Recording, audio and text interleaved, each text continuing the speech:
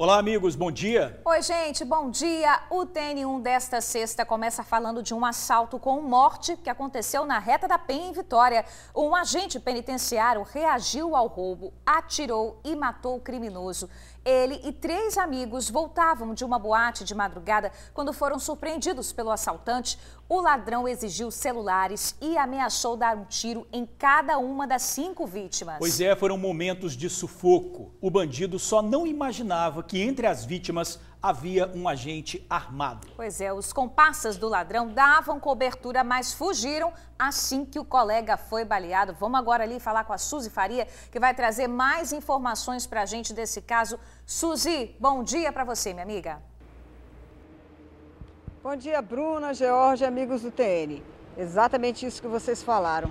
O ladrão, ao tentar assaltar esse grupo de pessoas que caminhava pela Reta da Penha e indo em direção a uma lanchonete, fazer o lanche ali no final da madrugada, não imaginava que entre eles havia alguém que pudesse reagir, que também estivesse armado. Logo que saltou do carro, já foi avisando: tem uma bala para cada um. Mas isso não intimidou o agente penal que estava no grupo ali e tentou defender os colegas, defendeu, né? E impediu que esse ladrão chegasse até ele, porque a gente não sabe o que poderia ter acontecido se o assaltante tivesse descoberto que entre os 5 que ali estavam, um estava armado. Mas eu fui lá, conversei com as vítimas e nós vamos conhecer integralmente agora todos os detalhes dessa ação que aconteceu na madrugada de hoje. Vamos acompanhar. O fato aconteceu na Avenida Nossa Senhora da Penha, em Vitória, no cruzamento da Chefatura de Polícia. Foi por volta das 4h30 da manhã. O grupo em que estava o policial penal tinha acabado de sair de uma boate que fica na avenida e seguia procurando uma lanchonete que tivesse aberta naquela hora. De acordo com as informações da polícia, o agente penitenciário e mais 3 amigos passavam por aqui em direção a Jardim da Penha, onde iriam fazer um lanche lá. No meio do caminho, salta um cara de um carro e vai direto até o grupo, já anunciando o assalto. O que ele não sabia é que entre as vítimas, uma estava armada. E foi isso que aconteceu. O agente penitenciário reagiu e matou o assaltante. O grupo, na verdade, era de 5 pessoas, 3 mulheres e 2 homens. O autor da reação é um agente penitenciário de 31 anos e que trabalha há 8 na Sejus. Ele foi orientado pela Secretaria de Justiça a não dar entrevista. Mas os colegas que estavam com ele contaram o que aconteceu. A minha ideia no momento foi distrair ele, porque eu sabia que meu amigo ia reagir. Eu sabia que ele ia reagir porque ele estava armado. Se o bandido tivesse visto ele armado primeiro, ele já tinha atirado.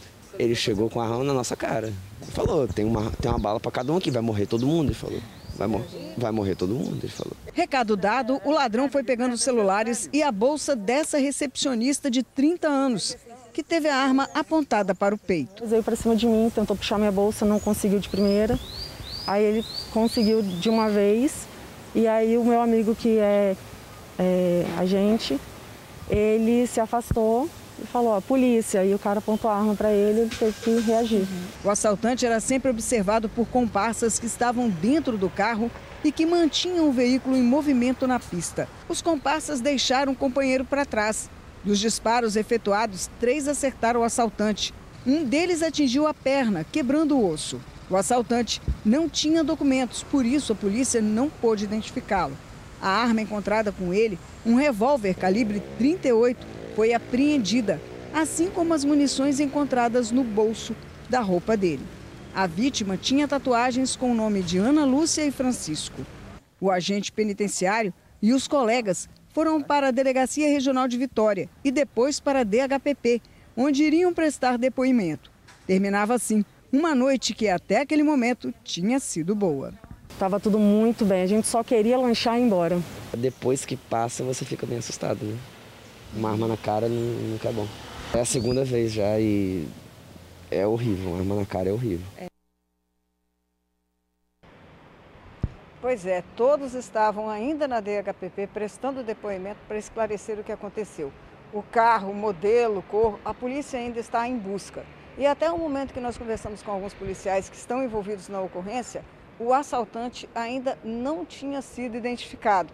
Não se sabe de onde ele é. Suspeita-se que é aquele tipo de assaltante que fica rodeando os pontos de ônibus para tentar pegar aí as pessoas que estão indo trabalhar e assaltar levando celulares, documentos, objetos pessoais. Dessa vez o assaltante foi pegar o grupo errado e uma das pessoas aí reagiu e acabou como vocês viram. Ainda, como eu disse, não teria a identificação desses assaltantes.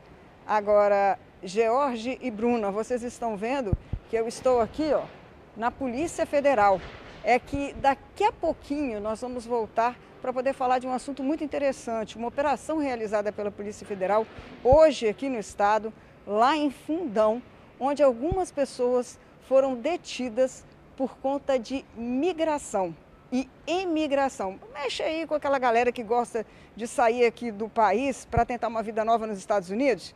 Pois bem, se vocês quiserem todos os detalhes, não tira o olho aí da telinha, porque daqui a pouco eu volto para detalhar tudo isso. É com vocês aí no estúdio. Combinado, Suzy, a gente te aguarda, tá? Enquanto isso, a gente segue aqui o TN1, gente, porque um motorista que, segundo testemunhas, aparentemente estava bêbado, capotou o carro após bater no muro da serra. Foi bem no começo da manhã de hoje e o pior é que ele abandonou o veículo no meio da rua e sumiu. Segundo a guarda, 5 pessoas estavam no carro. O veículo ficou em uma das pistas. No interior, havia 3 copos, o para-brisa estava trincado e uma das molas saiu do lugar. De acordo com testemunhas, o acidente aconteceu por volta das 6h10 da manhã de hoje. O motorista veio em alta velocidade daquela direção, subiu na calçada, atingiu o muro desta empresa e logo em seguida, um dos pneus estourou e o outro saiu do lugar. Segundo testemunhas, o condutor do veículo saiu do local logo após o acidente. Por volta das 8h20 da manhã, o carro continuava no mesmo lugar. O trânsito não ficou prejudicado, pois a via é pouco movimentada. A polícia de trânsito esteve no local, mas logo em seguida foi embora. Olha, segundo a Guarda Municipal da Serra, os 5 ocupantes não tiveram ferimentos e eles mesmos que viraram o veículo após o mesmo capotar. Os agentes contaram que a documentação do carro e do condutor estavam corretas e, por isso, ele foi liberado para buscar um guincho e retirar o carro. A PM informou que foi ao local e não encontrou o motorista, mas verificou que o carro não tinha restrição. Como não houve vítima e nenhum solicitante se apresentou, a viatura retornou para a base. Gente, um foragido da justiça foi detido no bairro Gurijica, bem pertinho de uma região que é conhecida ali pelo intenso tráfico e conflitos entre criminosos. É a região do bairro da Penha. Em Vitória, a prisão foi possível com a ajuda dos cães farejadores da PM. Foi durante um patrulhamento feito pela Companhia Independente de Operações com Cães que Wesley Antônio Gomes Pereira, de 20 anos, foi preso, em Gurijica, na região do bairro da Penha, em Vitória. Durante o policiamento avistaram indivíduos que ao virem as equipes, empreenderam fuga, desobedecendo a ordem da Polícia Militar. Wesley, que tentou se esconder em casas da comunidade, foi localizado e com ele encontraram uma mochila com drogas, arma e munições. Além da mochila, os cães farejadores, que têm um trabalho de fazer buscas através do olfato mais apurado, conseguiram localizar outras drogas que foram dispersadas e estavam espalhadas pelo bairro. Foram 680 unidades de haxixe, 162 buchas de maconha, 64 pedras de crack, 62 pinos de cocaína, uma pistola calibre 45 e 2 carregadores com 30 munições. De acordo com informações apuradas com a equipe da CIOC, Wesley veio foragido de Ibiraçu, no norte do estado, pois contra ele há um mandado de prisão em aberto por tráfico de drogas. Ele não mora na localidade, ele é original, ele relata que ele é de Ibiraçu, mas ele nega a participação, né, no tráfico local. Eu não tive acesso a toda a ficha criminal dele, mas o mandado é de tráfico. De acordo com o subtenente, a comunidade que fica à mercê da criminalidade tem um papel fundamental na hora de fazer denúncias. Aí a importância das denúncias, né, para que a Polícia Militar possa agir nos locais realmente com mais eficácia. Além de dar o cumprimento do mandado na delegacia, o rapaz foi autuado em flagrante por posse ilegal de arma de fogo. Ele foi conduzido ao centro de triagem de Viana. Uma mulher foi presa suspeita de planejar e matar um adolescente dentro de uma igreja em Cariacica. O crime foi no dia 4 de janeiro deste ano. O adolescente de 16 anos tentou correr dos tiros, mas morreu dentro de uma igreja no bairro Novo Brasil. A mulher presa tem 19 anos e, segundo a polícia, participou e planejou da morte junto de outras 11 pessoas. 8 já estão presas. A motivação do crime seria ciúmes. Segundo o delegado, a acusada e a irmã dela tiveram problemas com a namorada da vítima e as famílias também são rivais no tráfico de drogas. A mulher foi encaminhada ao presídio. Olha só, foram cumpridos mandados de busca e apreensão. Num dos locais, os agentes encontraram 10 pessoas vivendo em barracas de camping em condições precárias. Suzy já está por aqui para contar direitinho essa história para a gente. Suzy, é com você. Pois é, nesse local foram encontradas essas 10 pessoas, sendo 6 adultos e 4 crianças de idade entre 3, 9, 11 e 17 anos, que estavam nessas situações precárias aí. Inclusive, sabe, Bruna, uma dessas famílias já tinha tentado entrar uma vez nos Estados Unidos, não conseguiram e estavam tentando de novo. Mas quem vai dar detalhes para a gente de tudo o que aconteceu, como foi essa operação, é o delegado que está aqui do meu lado, é o delegado Ivo Roberto Costa da Silva, que é da Delegacia Regional de Combate ao Crime Organizado. Boa tarde, delegado.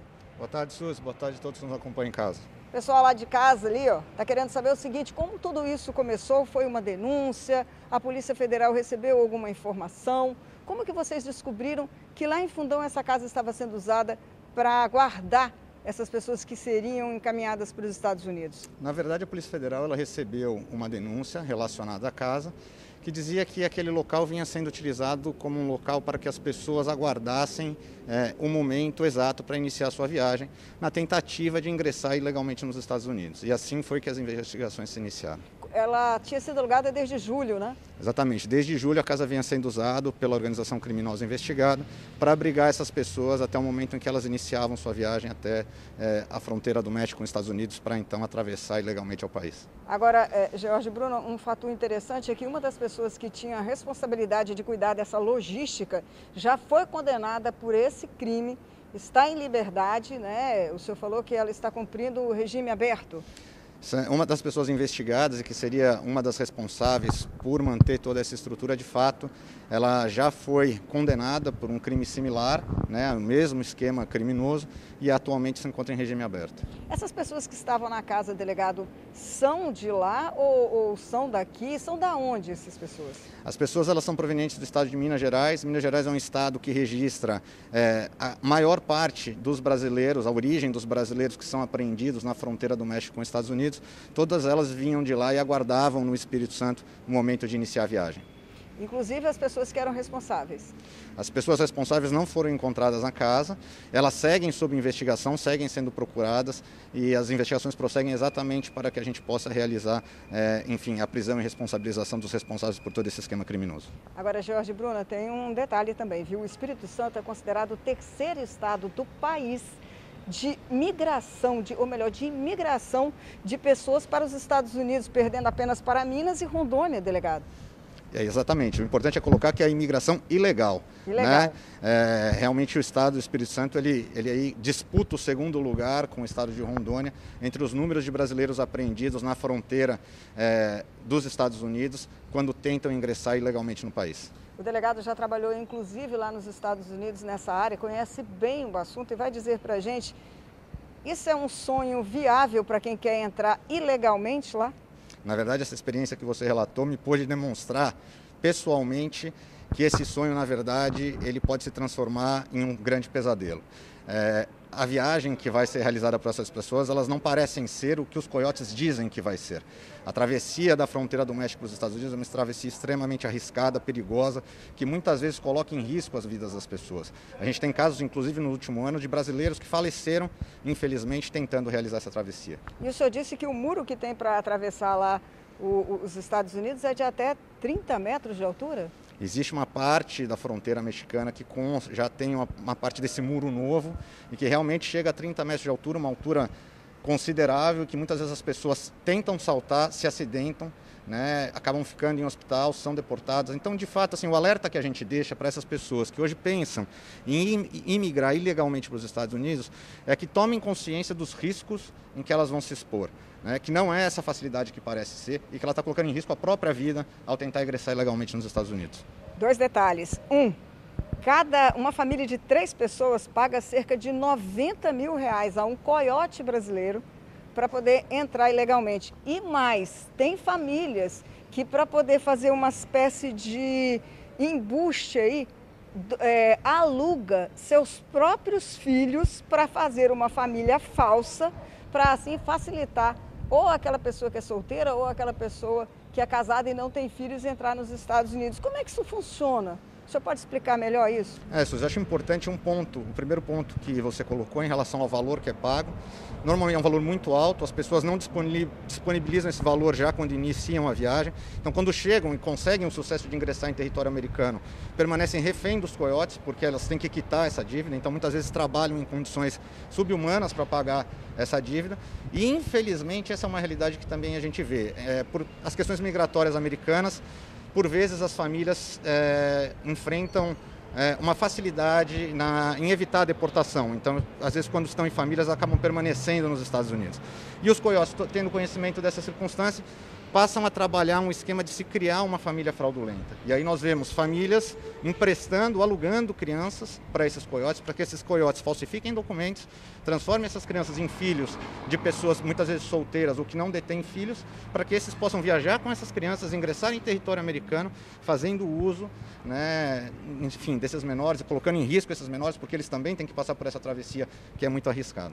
Tá bom. Delegado, quero parabenizar a Polícia Federal pelas ações, que mais denúncias desse tipo cheguem aqui e que, como o senhor disse, né, esse sonho de entrar nos Estados Unidos legalmente e viver uma vida maravilhosa lá não existe, né? Não existe. Muito obrigado, Suzy. Boa tarde a todos. E a Polícia Federal está aberta para receber denúncias relacionadas a esses casos de imigração ilegal.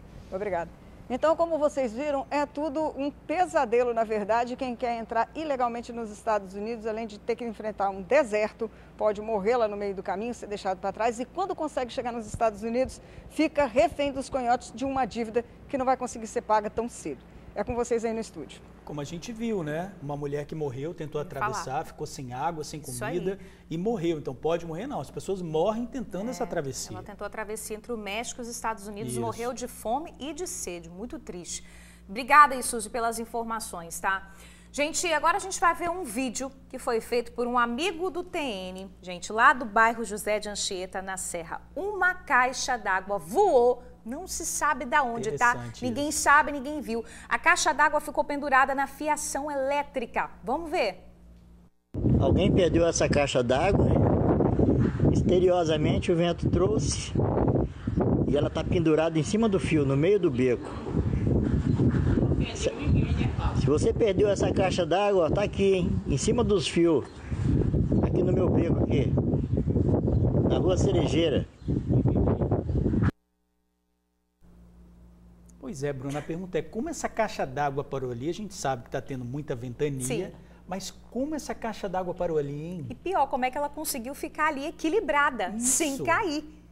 Ainda bem que não machucou ninguém, né? Mas fica aí o questionamento. Será que já foi retirada? Pois é, se alguém tiver a resposta, manda pra gente, tá? A gente tá curioso. Participe aí do TN, é só enviar as imagens e a resposta também pro nosso zap, o 997922530.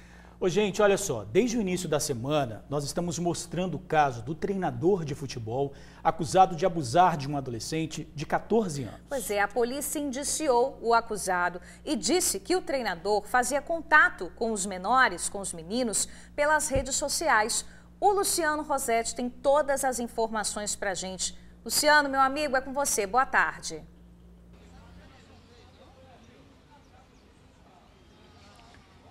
Isso mesmo, amiga Bruna, boa tarde para você, para o Jorge, para o amigo do TN, exatamente, né? Esse treinador de futebol, ele foi indiciado por estupro de vulnerável. A polícia concluiu que existem indícios suficientes para comprovar esse crime, que são a palavra da vítima e um outro rapaz que teria visto o treinador dando em cima da vítima de 14 anos. O delegado que chefiou as investigações, né? Ele deu uma entrevista coletiva contando todos os detalhes. Vamos ver. O estupro teria acontecido na casa do treinador de futebol de 47 anos, que fica no bairro Cobilândia, em Vila Velha. O adolescente teria tomado um relaxante muscular oferecido pelo técnico, mas só acordou no outro dia bastante machucado nas partes íntimas. Sob pretexto de fazer uma massagem nesse adolescente, ele teria entregue um relaxante muscular, que nós depois constatamos que não se tratava desse tipo de medicamento, e teria, após esse adolescente ter apagado, molestado sexualmente essa vítima. Depois disso, o treinador ameaçou o adolescente. Chegando no alojamento que compartilhava com outros 2 meninos, a vítima não conseguia nem parar em pé. Precisou da ajuda dos amigos para tomar banho e se alimentar. Ele foi encaminhado para exame de corpo de delito, exame de coito anal.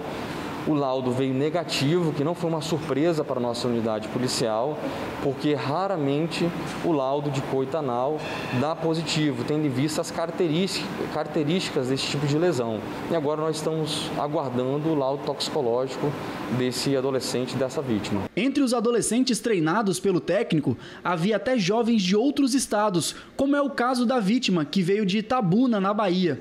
A polícia relata que o homem fazia a seleção desses adolescentes através de um site e que o clube dele não tinha registro em nenhum órgão oficial. O treinador, que trabalha na função há 30 anos, alega que o adolescente teria inventado toda a história para voltar para a casa dos pais.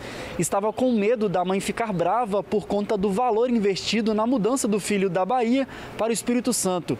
Segundo a polícia, essa história não é verdadeira, até porque o treinador já foi denunciado outra vez pelo mesmo crime. Ele é investigado também pelo crime de estupro de vulnerável, com as mesmas características de outro adolescente que teria vindo do estado de Goiás para ser treinado aqui, e esse investigado, esse indiciado agora teria passado as mãos nas regiões íntimas desse outro adolescente. O treinador ainda não teve a prisão decretada. Esse inquérito está sob segredo de justiça. Nós vamos acelerar esse processo de investigação e de conclusão desse outro inquérito, para que não só em relação a esse crime que nós concluímos indiciando esse treinador, em relação a essa outra investigação, caso ele realmente seja culpado, tenhamos indícios suficientes, ele também seja responsabilizado pelo crime de estupro de vulnerável.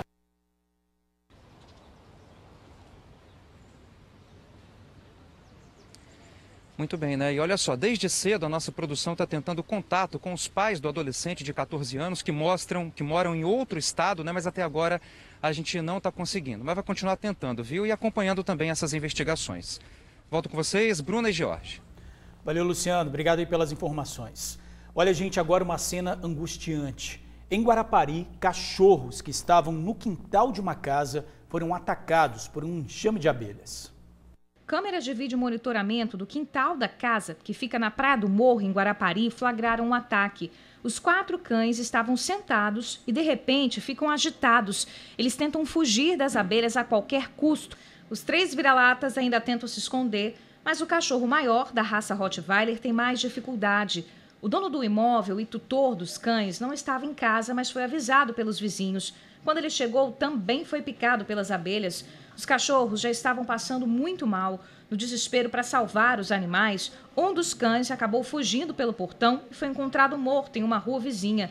Depois do ataque, o Rottweiler foi socorrido, mas acabou não resistindo aos ferimentos. Os outros 2 vira-latas receberam atendimento médico e seguem se recuperando em uma clínica veterinária.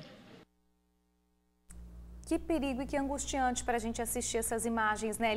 Eles tentando fugir sem conseguir, muito triste. Muito triste, Bruna.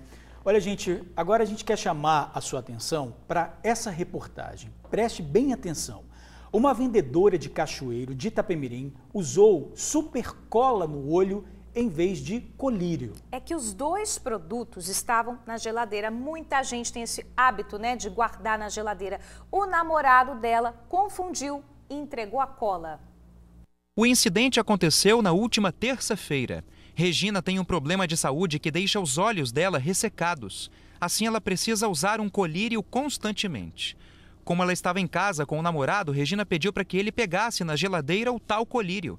Mas, na verdade, ele confundiu as embalagens e pegou uma super cola. Regina, sem saber também, acabou pingando a cola no olho esquerdo ela sentiu queimação na hora. Tinha 3 frascos de colírio e tinha usado a supercola na segunda-feira. E eu uso um costume de pôr na geladeira. E eu coloquei junto lá. E sem perceber, foi para pegar o frasco do colírio e pegou o frasco do supercola. Eu só percebi que tinha pingado a supercola no meu olho quando já tinha colocado. E quando colocou, eu falei, meu Deus, como isso aqui queima, eu tô cega. Ela mora em Cachoeiro de Itapemirim e correu para o hospital. O olho esquerdo está colado até agora. Na semana que vem, ela vai voltar para o hospital. O oftalmologista alerta para substâncias químicas fortes como a supercola, que podem causar grandes danos à saúde. O perigo maior é que esse componente químico, ele seca muito rápido, né? Então, primeiramente, nos cílios ele vai acabar colando os cílios, né? De uma maneira que você não consegue mais separar.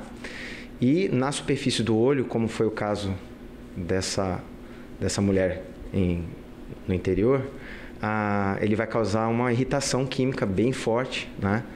Por causa da concentração. Por isso, o recomendável após um evento como esse é lavar com água corrente ou soro fisiológico que tiver acessível no momento, para reduzir ali a concentração do químico que atingiu a superfície do olho e reduzir assim a chance de lesão ocular ou lesão corneana, né, que pode acontecer nessa situação. Como são frascos muito parecidos, é preciso tomar bastante cuidado com o local onde se guarda cada coisa.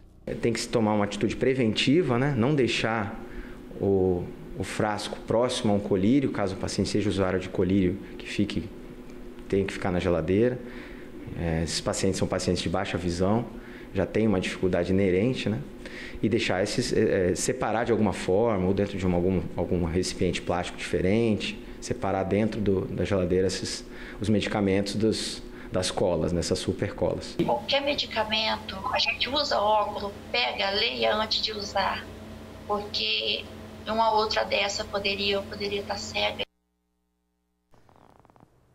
Verdade, né? Que história. Que bom que a Regina já está fazendo aí o acompanhamento médico, vai na semana que vem voltar de novo e com certeza tudo vai terminar da melhor forma possível. Mas fica o alerta, como você estava falando, Fica né, o alerta, né? Muitas vezes a gente guarda na geladeira, mas nem precisa guardar. A supercola você pode deixar num lugar arejado, né? Desde que não esteja calor, nem úmido, ela não precisa ficar necessariamente na geladeira para evitar causar aí mais confusão, né? Um perigo danado.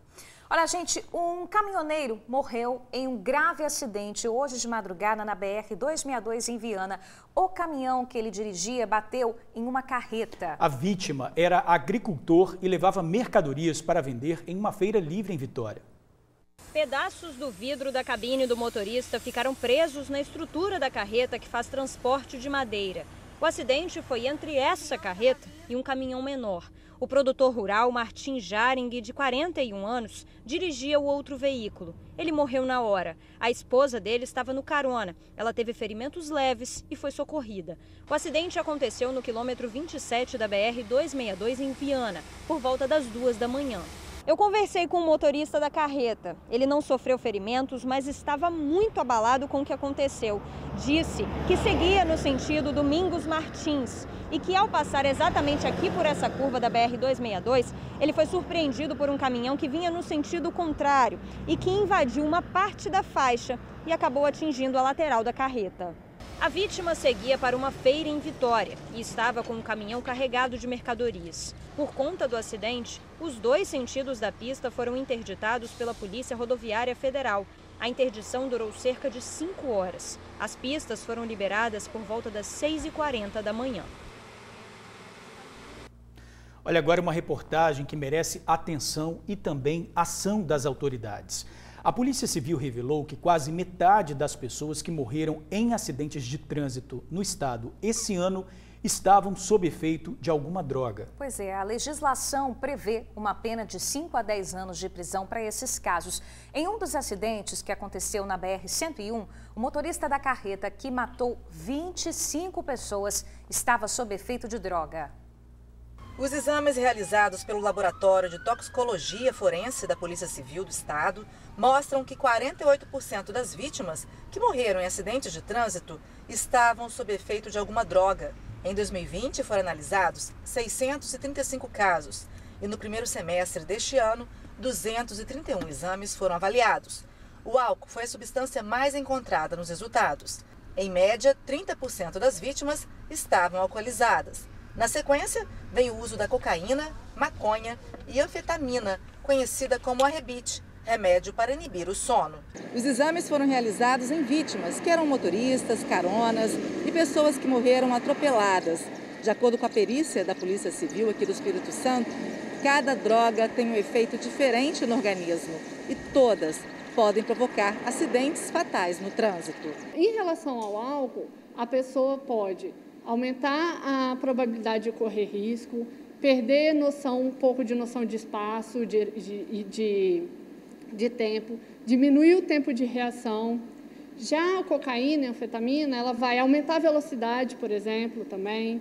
Ela também vai diminuir um pouco a noção de espaço.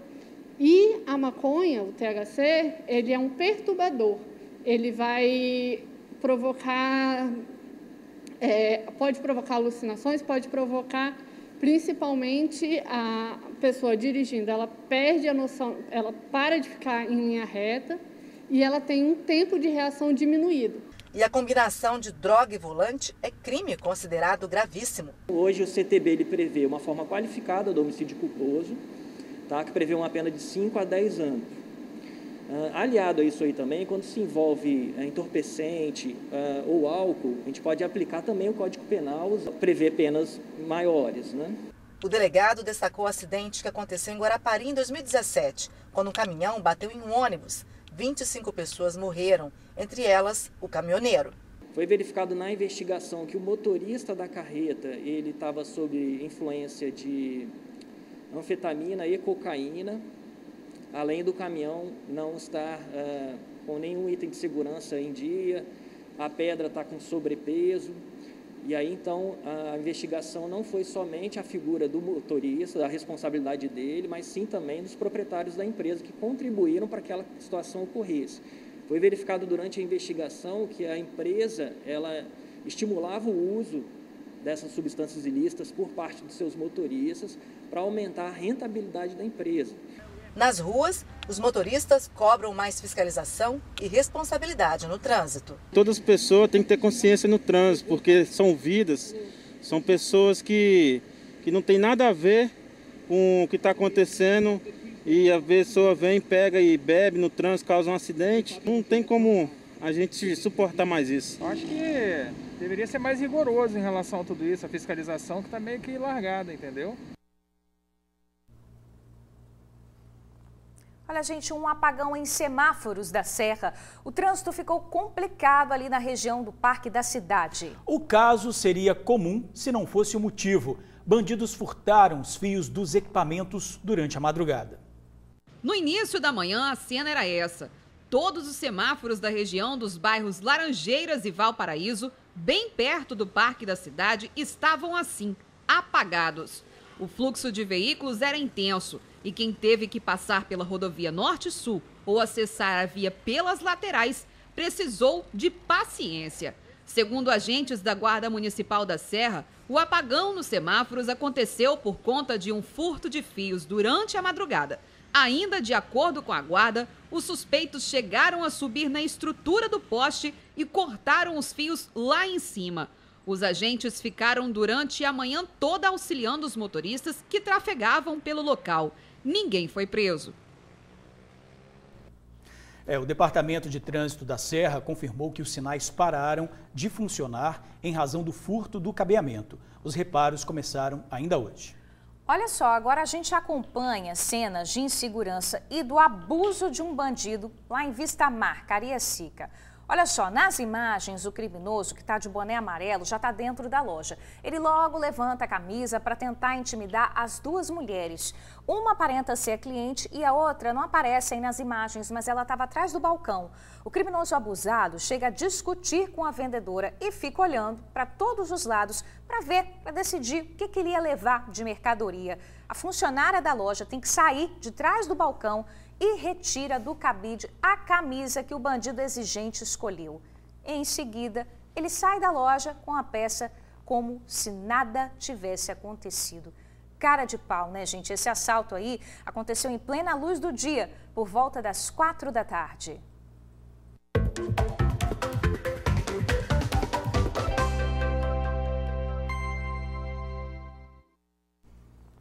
Sexta-feira e ainda dá tempo de terminar a semana achando aquela vaga de emprego que você tanto procura.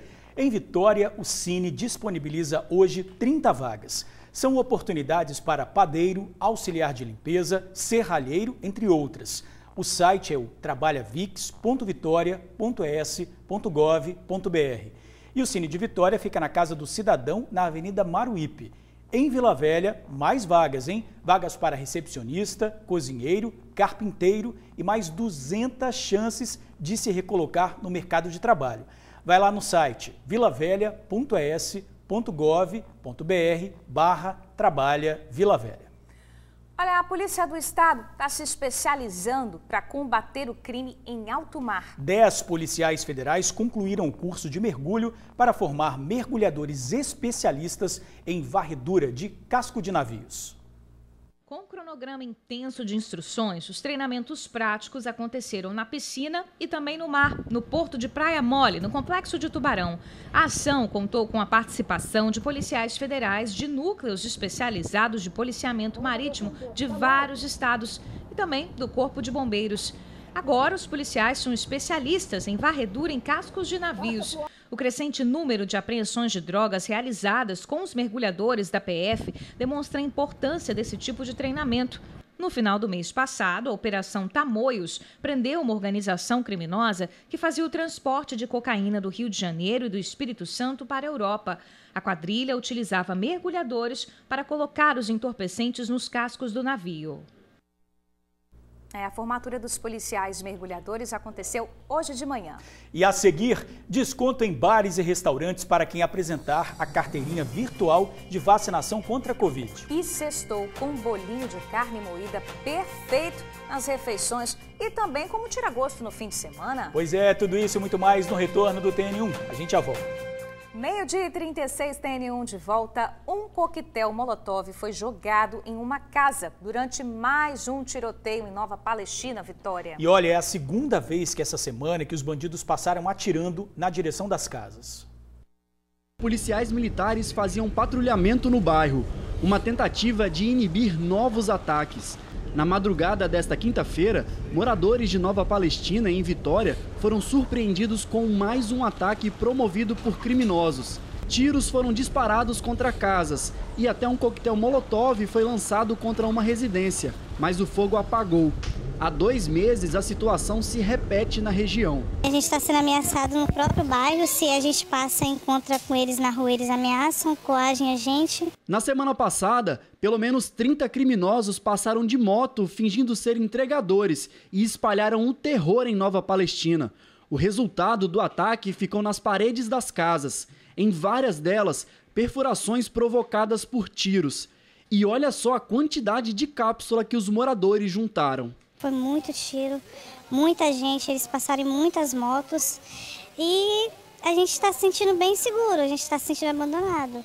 2 dias depois, o secretário de Segurança do Estado prometeu manter 2 viaturas 24 horas no bairro. 2 viaturas da Polícia Militar 24 horas no centro ali de Andorinhas e 2 viaturas no bairro Nova Palestina, para cessar essa violência, esse abuso. Então estamos trabalhando. A polícia tem atuado tanto no bairro Nova Palestina como aqui em Andorinhas. Os moradores relatam que têm se sentido muito mais seguros com o trabalho constante e reforçado da polícia nos bairros. Em Andorinhas, as ruas estavam assim, movimentadas, bem diferente do que foi visto em outros dias. A Guarda Municipal e a Polícia Militar faziam patrulhamento no bairro, principalmente perto da escola Isaura Marques, onde uma bomba caseira foi deixada também na semana passada. Um adolescente de 16 anos foi apreendido no bairro Conquista com drogas. A Polícia Militar afirmou que o policiamento segue intensificado. Sexta-feira, vamos saber como é que fica a previsão do tempo para hoje, para o fim de semana. Olha só, gente, a sexta vai seguir com um tempo instável e sem previsão de chuva, tá? As temperaturas sobem, o mar continua agitado, pelo menos até hoje, então atenção aí, tá? Em Marataízes, gente, as ondas fortes causaram prejuízos. Parte do calçamento da orla foi levado, tá aí nas imagens, ó. E amanhã o sol volta a predominar no Espírito Santo, pode ter chuva rápida no começo do dia na Grande Vitória e também na região Nordeste, mas o tempo fica aberto nos outros horários. Não chove nas demais áreas e o calor volta a aumentar no estado. O vento, o vento aí que causou bastante estrago essa semana, volta a soprar com moderidade aí, com moderada intensidade em todo o litoral. Sexta-feira, 24 de setembro, veja os destaques do jornal A Tribuna. Treinador de escolinha indiciado pela polícia por estupro de aluno. Na foto principal, já é hora de se preparar para ganhar dinheiro com o Natal. Comissão da Câmara dos Deputados aprova 14º salário para aposentados. 97 mortos em acidentes de trânsito este ano estavam embriagados ou drogados. Polícia vai prender rei do camarote e o encontra morto. 600 empregos para explorar sal-gema no estado. E veja ainda na edição de hoje, em esportes, Fogão perde com vacilo de goleiro e Davi Luiz ganha a torcida do Fla. Vacinação para 28 mil adolescentes.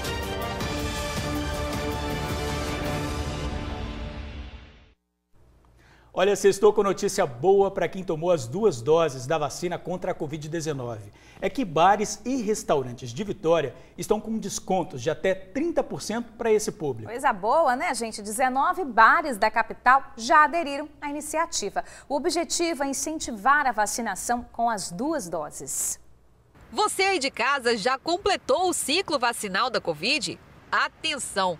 Você pode ter acesso ao Passe Covid Vitória, que irá oferecer descontos de até 30% em bares, restaurantes e hotéis da capital. O Adicélio aprovou a iniciativa. Eu acho importante, porque tem muitos que tomaram a primeira vacina, outros nem tomaram, né? E acham que já estão imunes, que a doença não está mais existindo.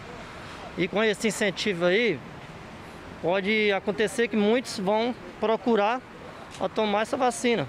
Quem também gostou da ideia foi esta carioca que está a passeio na capital. Eu achei super válido, é uma forma também de incentivar as pessoas a se vacinarem. Eu acho que é um incentivo muito bom, né? Este beach bar, localizado aqui em Jardim Camburi, já aderiu à ideia. De acordo com o proprietário, o objetivo é incentivar as pessoas a concluírem o seu ciclo vacinal. O aplicativo ele traz descontos de 5% a 30%. Então a gente vai trazer principalmente nos dias de semana, no nosso happy hour, descontos em drinks, em petiscos e em pratos. O representante do Sindibares destaca a importância da iniciativa. É uma parceria nossa com a Prefeitura de Vitória, para incentivar as pessoas. Em momento nenhum a gente quer obrigar ninguém a mostrar nada, a gente realmente incentivar as pessoas a se imunizarem e com isso elas virem a ganhar benefícios, ganhar o que a gente tem chamado de terceira dose no bar. Para ter acesso aos benefícios, o consumidor que completou o ciclo vacinal deve baixar o aplicativo. Quem explica este processo é o prefeito da capital.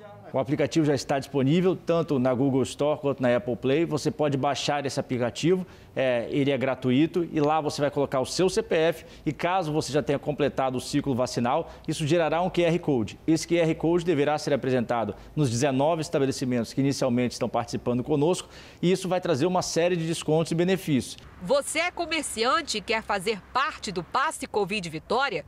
Rodrigo dá as dicas. As pessoas que tiverem interesse de buscar isso, a gente pede para que esteja entrando em contato com os estabelecimentos através das redes sociais para ver as condições dessas promoções, para a pessoa buscar esses benefícios e se divertir depois de ter tomado a segunda dose, depois de estar imunizado. Todos os empreendedores interessados em compartilhar dessa campanha, a gente está pedindo para entrar em contato com o nosso telefone ou através das nossas redes sociais, que a gente vai orientar toda a forma de como ele vai fazer para participar.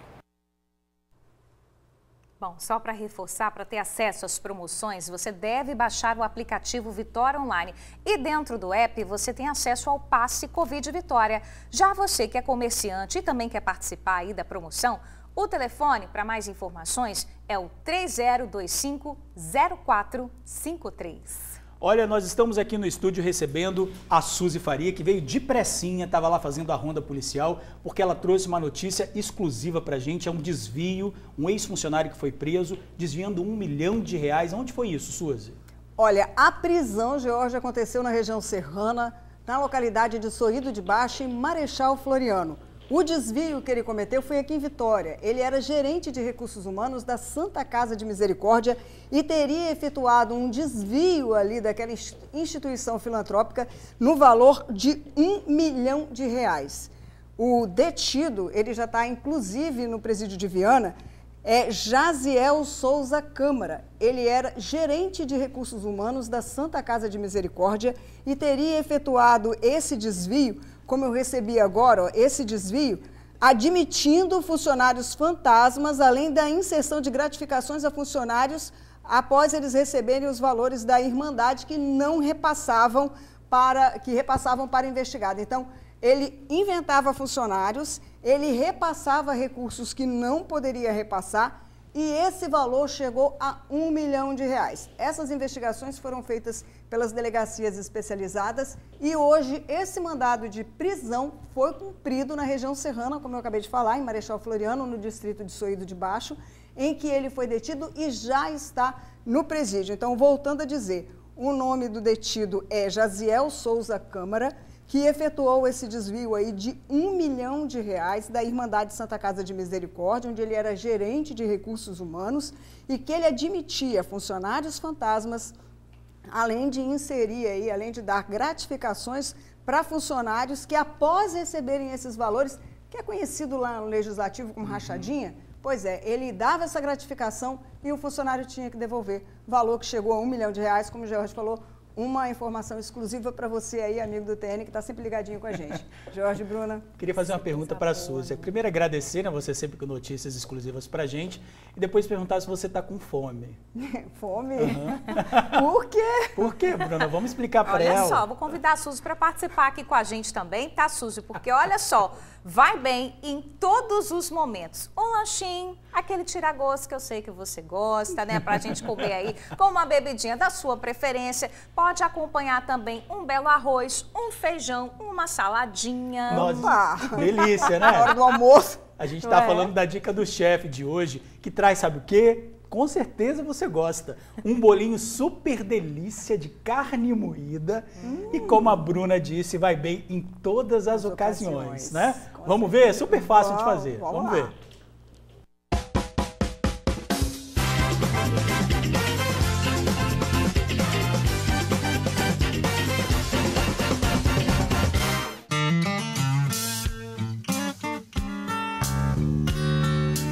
E na dica do chefe de hoje, eu tô aqui com a Andréia Aguiar, que vai participar pela primeira vez do nosso quadro. Não é mesmo, Andréia? Primeira vez, eu tô super ansiosa para passar para vocês uma receitinha. Pois é, e aproveitando que sextou, que receita você vai ensinar pra gente hoje, Andréia? Olha, pensa num bolinho de carne que vocês vão adorar fazer. É muito facinho, eu tenho certeza que vocês vão fazer agora esse final de semana, hein? Então, bora lá? Bora! Agora, papel e lápis na mão para anotar os ingredientes. 1 quilo de carne moída, 2 cebolas picadas, 1 pimentão médio picado em pequenas partes, 10 dentes de alho picados, meio maço de salsinha, hortelã a gosto, 2 colheres rasas de caldo de carne, sal a gosto, 3 pães de sal, 3 ovos, 200 gramas de farinha de rosca. Agora se liga aí no modo de preparo. Com a carne moída em um recipiente grande, adicione o alho, a cebola, o pimentão, a salsinha, hortelã a gosto e misture tudo para encorpar a receita. Depois de misturar os ingredientes, acrescente o caldo de carne, misture mais um pouquinho e o sal a gosto, adicione se for necessário. Depois de misturar, né, os ingredientes, agora qual que é o procedimento, Andréia? O procedimento, primeiro, né, misturou, você precisa deixar a carne descansar um pouquinho por uns 3 minutinhos, 2 minutinhos, para que os temperos realmente se incorporem, o sal, o caldo de carne se incorpore aqui na massa, na carne. E agora a gente vai para um segundo momento, que a nossa ajudante aqui, a Simone, vai estar mostrando para vocês. Agora, nessa parte, você deve picar os 3 pães de sal e, aos poucos, acrescentar a água até o pão amolecer. O pão faz toda a diferença. Ele não fica seco. Você frita o bolinho, fica aquela suculência por dentro. Ele não fica ressecado. Para isso que serve o pão.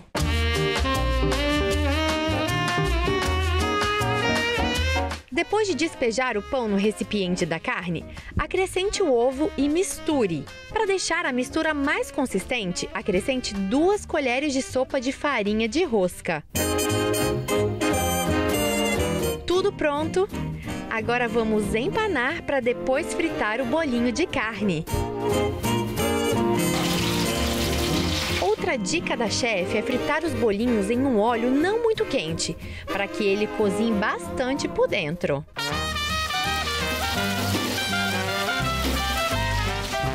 Ó, a receita já está aqui na mesa, pronta, mas antes de provar eu vou bater um papo aqui com a Andréia. Andréia, que trabalhou por 15 anos em concessionárias, largou tudo para viver o sonho dela de mexer com gastronomia, né, Andréia? É verdade, gente. Meu sonho, confeitaria, muito tempo trabalhando na área da confeitaria. E agora, hoje, estou inaugurando a minha petiscaria, que é a Varanda Lounge, onde nós vamos trabalhar com vários petiscos de boteco, torresmo de rolo, ixi, por aí vai. Isso aí, gente. Agora vamos parar de prosear um pouquinho, porque eu mereço, né? Vou provar agora esse bolinho de carne. Vamos provar comigo também? Vamos agora, que tá muito bom. Cheiroso tá, não tá? Tá mesmo. Vamos lá. Então vamos.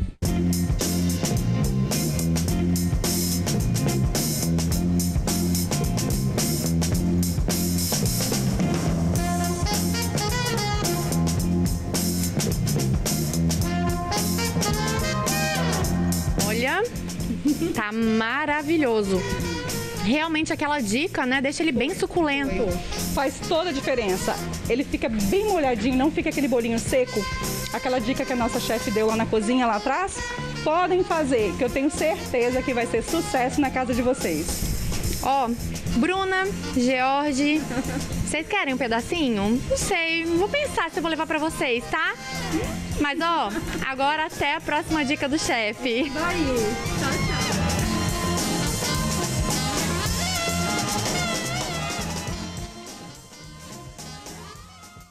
Olha, a Shaira não trouxe pra gente, não trouxe, né? Tá? E essa dica de molhar o pão, colocar o pão molhado na carne para deixar bem suculento, é muito legal, porque você faz às vezes um bolinho, fica seco, né? Pois é, aí não fica bom, aí você molha ali com um limãozinho, pode botar um molho rosé ou o molho da sua preferência, né? Um ketchup também, uma maionese, vai ficar tudo bom. Fica bom. O bom dessa receita é que combina com tudo, né? Sim, sim. Versátil, bom demais. E olha só, lembrando, gente, que o espaço vai ser inaugurado hoje à noite, tá? No bairro Maria Ortiz, em Vitória. Para você saber mais detalhes, entra lá no Instagram, @avarandalounge, @avarandalounge. E já um alerta, mais de 300 mil pessoas não voltaram para tomar a segunda dose contra a vacina da Covid. A gente já volta, não sai daí não.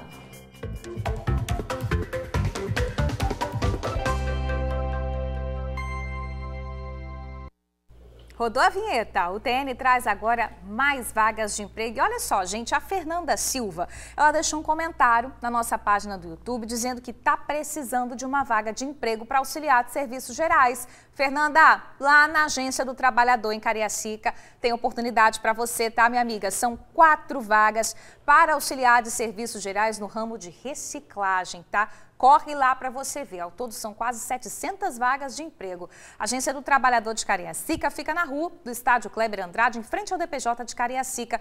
O funcionamento por lá é de 8 da manhã às 4 da tarde. Então, Fernanda, dá tempo de você passar por lá. Você, quem está precisando de emprego também, tá? No Cine da Serra, a gente tem mais de 200 vagas de emprego em diversas áreas também. Auxiliar de marceneiro, carpinteiro, eletricista, um monte de coisa. Vai lá no site maisempregoserra.es.gov.br para você conferir tudo direitinho. Olha só, a gente tem que puxar a orelha de algumas pessoas, mas não são algumas não. São 309 mil capixabas que ainda não voltaram para tomar a segunda dose da vacina contra a Covid. E de acordo com o governo, não é por falta do imunizante. Pois é, né? As doses estão sendo disponibilizadas e as pessoas não completam a imunização. Os especialistas reforçam, só a primeira dose não garante a sua proteção eficaz. Você já tomou a segunda dose da vacina contra a Covid-19? Tomei as duas. Tomei a primeira e a segunda dose. É muito importante para poder prevenir a doença, porque está muito avançada, né? Tomei as duas doses. Não tem como brincar com saúde, né? Tem que se cuidar. Tomar as duas doses é fundamental, senão não tem proteção completa. Sim, a segunda, daqui uns dias eu já vou tomar. A infectologista, a doutora Rúbia Miossi, esclareceu que a segunda dose é fundamental para a proteção individual e controle da circulação do vírus. A pessoa que ainda não tomou a segunda dose, ela continua sob risco de ficar doente por Covid de maneira grave ou risco aumentado de morte em relação a quem já tomou duas doses. Então, tomar duas doses também é importantíssimo para a saúde individual. É a certeza que a pessoa vai ter de que, caso tenha contato com o vírus, a doença pode vir mais leve e sem óbito. A médica reforçou ainda que cada marca de vacina tem uma porcentagem diferente de proteção contra o coronavírus e a segunda dose deve ser aplicada para garantir maior imunidade. Enquanto a gente não tem a população completamente imunizada, e o completo que a gente fala são essas duas doses para essa população, a gente mantém o vírus circulando. Vírus circulando é chance de ter mais variantes e vírus circulando é igual a ter doença, a manter o vírus ali. Quanto mais gente tomar a segunda dose o mais rápido possível, menos o vírus vai circular, mais rápido a gente vai poder controlar a doença e mais rápido a gente vai voltar à vida normal. Segundo a Secretaria Estadual de Saúde, apesar do número de óbitos ter diminuído, o Espírito Santo ainda registra em média 6 mortes pelo coronavírus. Precisamos compreender que a pandemia não acabou, é um patamar de internações muito inferior àquele que vivemos nos piores momentos da pandemia. No entanto, ainda 5 ou 6 capixabas perdem a vida todos os dias pela Covid-19, aumento de 30% no número de óbitos na região metropolitana. Nós podemos explicar este aumento por diversas questões. Primeiro, que nós ainda não alcançamos uma cobertura vacinal com 2 doses plena, capaz de poder reduzir a circulação do vírus de maneira satisfatória e existe ainda um risco de contaminação, de contágio pelo vírus, mesmo na população vacinada. E para quem tem dificuldade de fazer o agendamento, há vacinação nos terminais de ônibus da Grande Vitória. No terminal de Campo Grande, a aplicação é feita de segunda a sexta-feira, das 8h30 da manhã ao meio-dia. Tem aí uma paradinha para o almoço e continua de 1 às 5 da tarde. No terminal de Vila Velha tem vacinação hoje, de 5 da tarde às 8 da noite. Segue semana que vem, segunda, terça e quarta, no mesmo horário. Lembrando que nos terminais a vacina é só para maiores de 18 anos. Tá chegando mais vacina, né? Falta de vacina não é o problema, tá? Por enquanto aqui no estado. Hoje nós recebemos aí mais de 73 mil doses de vacina contra a Covid. Esse anúncio foi feito pelo governador Renato Casagrande nas redes sociais. O governador não falou qual é o fabricante, né? Mas ele reforçou a importância da gente fazer esse agendamento. As vacinas serão para a primeira, segunda e também para doses de reforço. Nosso vacinômetro está aí, vamos aproveitar para ver como é que está a imunização aqui no estado, né? No painel vacina, gente, mais de 2.725.000 pessoas receberam a primeira dose. Mais de 1.681.000 receberam a segunda dose ou a dose única. Pois é, e de ontem para hoje houve o registro de 14 mortes por complicações da doença. No painel Covid temos o total de casos confirmados da doença. São 579.781. 12.488 pessoas não resistiram e morreram. 1h03, hora de encerrar o TN1 dessa sexta-feira. Amanhã tô de plantão, nosso encontro está marcado, mas Jorge sextou, né, meu amigo? Eu achei que você ia fazer canoa havaiana às 5h30 da manhã de novo. Não, nem pensar com esse mar agitado, então, nem pensar. Deixa pra próxima. Bom trabalho amanhã, Bruna. Obrigada, boa folga, meu amigo. Obrigado. Gente, beijo pra vocês, ótimo fim de semana, até segunda. Beijo, tchau, tchau.